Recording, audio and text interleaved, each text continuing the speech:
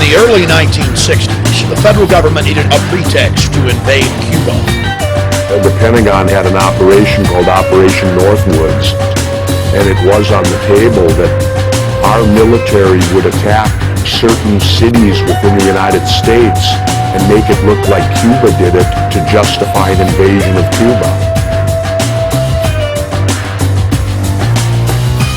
And the idea was to have U.S. personnel from the CIA and other places secretly create terrorism in the United States. The documents actually said people would be shot on American streets, bombs would be blown up.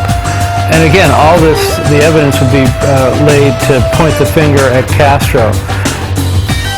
The federal government proposed blowing up airliners full of Americans, saying the casualty list in U.S. newspapers would cause a helpful wave of indignation.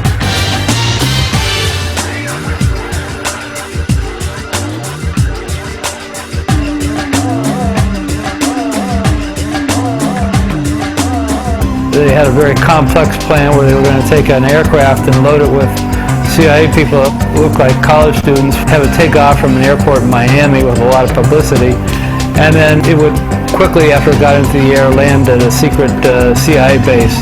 At that same time, an identical plane would take off from that CIA base, except this plane would be empty, and it'd be remotely piloted from the ground. It was a drone plane that would be very similar to the passenger plane that had just taken off.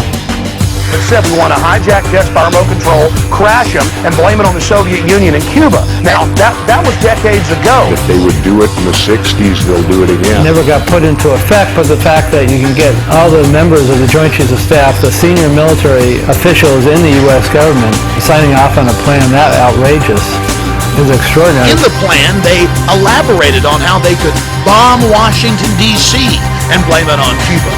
Attack Marines at Guantanamo Bay using U.S. Army soldiers dressed up as Cubans. Or, they said, just like the sinking of the Maine to get into the Spanish-American War, we could blow up a ship again.